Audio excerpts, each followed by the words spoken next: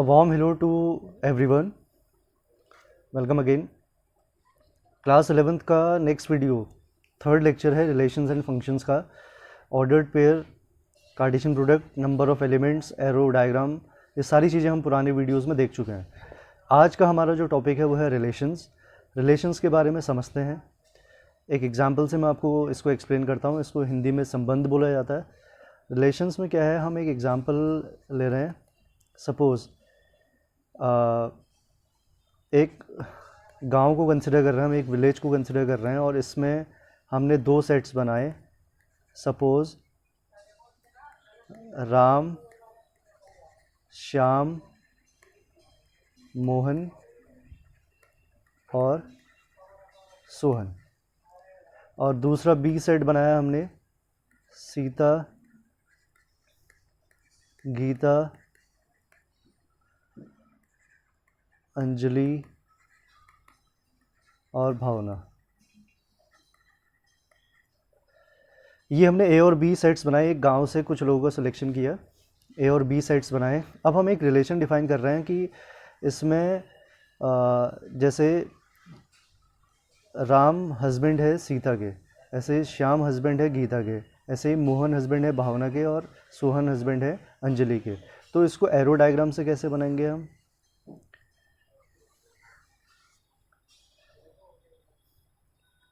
राम, श्याम, मोहन और Sohan, Sita, Gita, short form में लिख रहा हूँ, अंजलि और भावना. एरो डायग्राम में राम किसके हस्बैंड है, सीता, या सीता का राम से रिलेशन है, श्याम का गीता से रिलेशन है, मोहन का भावना से रिलेशन है और सोहन का अंजलि से रिलेशन है.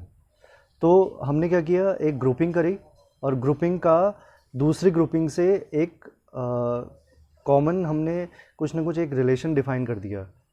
इसी को हम क्या बोलते हैं, संबंध बोलते हैं. ये तो मैंने बात करी, एक एग्जांपल से आपको एक्सप्लेन किया कि एक्चुअल में संबंध क्या होता है. अब ऐसा भी हो सकता है कि हस्बैंड वाइफ का रिलेशन ना हो, ब्रदर सिस्टर का रिलेशन हो. तो संबंध किसी भी टाइप का हो सकता है, वो डिफ़ाइन करने पे डिपेंड करता है कि संबंध एक्चुअल में है क्या. तो ये बात होगी संबंध की. मैथमेटिकली इसकी डेफिनेशन जो है वो है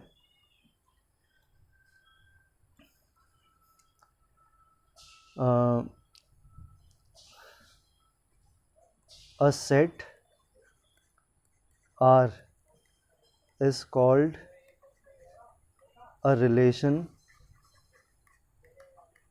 if R is a subset of A cross B. ये इसकी डेफिनेशन है इसकी रिलेशन की. रिलेशन क्या होता है, आपको दो सेट्स दिए जाएंगे ए और बी. ए और बी में आपने ए क्रॉस बी निकाला पहले, और ए क्रॉस बी का जो भी सबसेट बनेगा, कोई भी सबसेट जो है वो क्या हो जाएगा, संबंध हो जाएगा. जैसे for example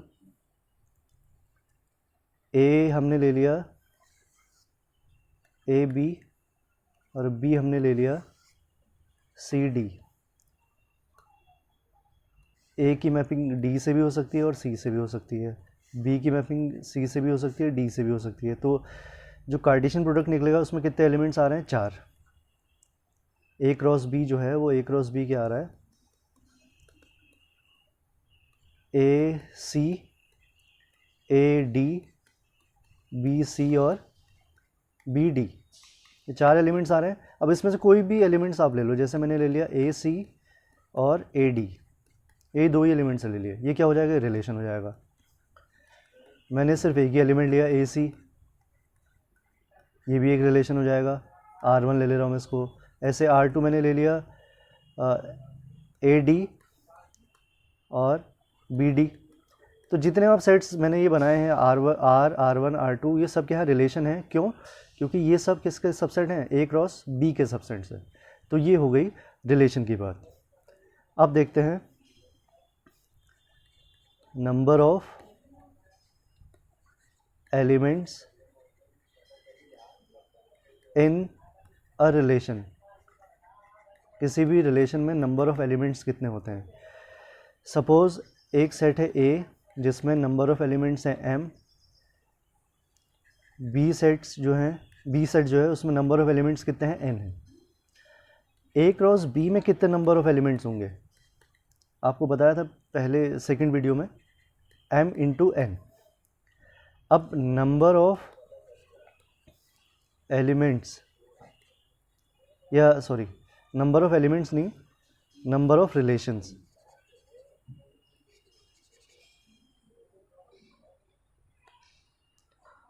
number of relations from A to B.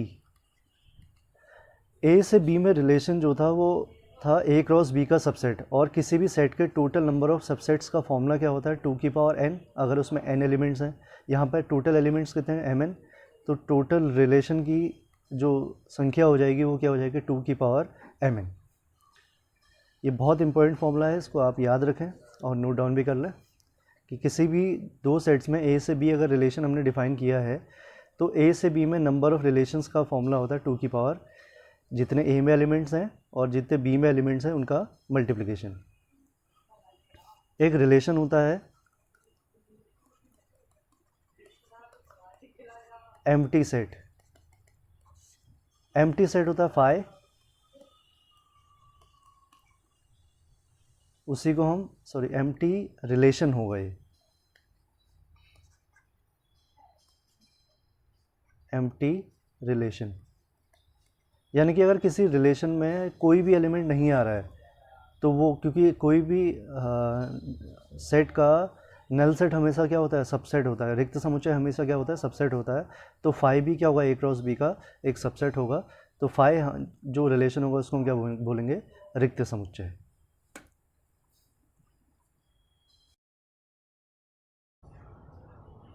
अब हम देखते हैं domain and range of a relation. सबसे ज़्यादा इम्पॉर्टेंट टॉपिक यही है, डोमेन एंड रेंज, क्योंकि एक न्यूमेरिकल आपका एग्ज़ाम में से 100% पूछा ही जाना है कि डोमेन और रेंज क्या है। एक सिंपल सा एग्जांपल मैं ले रहा हूँ। ये ए सेट हमने ले लिया, ये सेट ले लिया बी, एक रिलेशन हमने ले लिया ए से बी में आर।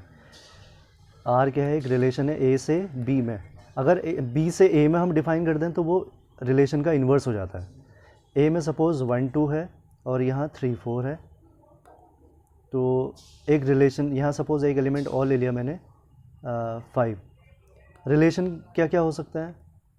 ए क्रॉस बी के जितने एलिमेंट्स हैं उसमें से कुछ भी 2-3 एलिमेंट्स आपने उठा दिए, वही एक रिलेशन हो जाएगा। जैसे 1 3 और 2 4 मैंने ले लिया, तो ये एक रिलेशन है।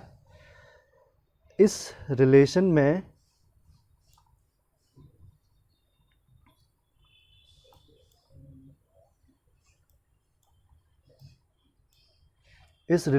जो पहला सेट है जहाँ से रिलेशन शुरू हो रहा है, उस सेट के जो एलिमेंट्स हैं उसको हम बोलते हैं क्या? डोमेन, हिंदी में बोलते हैं प्रांत। दूसरा सेट जिसमें जो इमेजेस का कलेक्शन है, इमेजेस क्या क्या है? एक 3 है, एक 4 है, 5 किसी की भी इमेज नहीं है, तो ये इसको हम बोलते हैं रेंज, परिसर। और ये जो पूरा सेट बी होता है, इस बी सेट को हम बोलते हैं को डोमेन, यानी कि सहप्रांत। को डोमेन, जो पहला सेट है जहाँ से रिलेशन शुरू हो रहा है उसको हम क्या बोलते हैं? डोमेन। जहाँ मैपिंग हो रही है, जिन जिन एलिमेंट से मैपिंग हो रही है उसको हम बोलते हैं रेंज। और जो पूरा दूसरा सेट होता है उसको हम क्या बोलते हैं? को डोमेन। बहुत इंपॉर्टेंट है। फिर मैं आपसे बोल रहा हूँ, एक न्यूमेरिकल मैं ले रहा हूँ, उससे आपको एक्सप्लेन करता हूँ। और ए सपोज़ 1 2 3 है, बी है 4 5 6। एक रिलेशन R1 मैंने इसमें लिया, 1 5 2 4 3 5।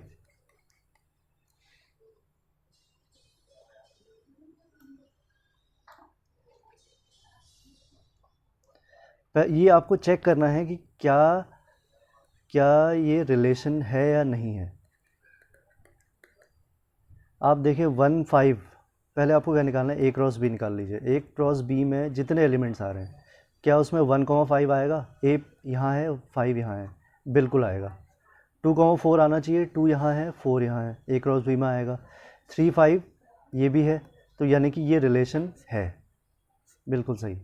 दूसरा R2 412651। इसमें आप देखें 41 यहाँ 4 है, पहले वाले सेट में नहीं है, तो ये एलिमेंट ए क्रॉस बी में ही नहीं आएगा, ए क्रॉस बी में नहीं आएगा तो R2 में कैसे आएगा, तो ये एक रिलेशन नहीं है। अब अगर बात करें पहले वाले केस में R1 में डोमेन क्या है, पहले वाले में डोमेन है जो पहले वाले सेट के एलिमेंट्स है 1 2 और 3। रेंज ऐसे एलिमेंट्स जिनकी मैपिंग आपको मिल रही है 5 4 5, यानी कि 4, 5 दोबारा नहीं लिखा जाएगा। ऐसे करके आप डोमेन और रेंज निकाल सकते हैं। एग्जाम्पल इतने ज़्यादा नहीं लिए मैंने, फिर भी आई होप आपके समझ में आ गया होगा। तो इस तरीके से आपको क्या करना है, क्वेश्चंस को सॉल्व करना है डोमेन और रेंज के।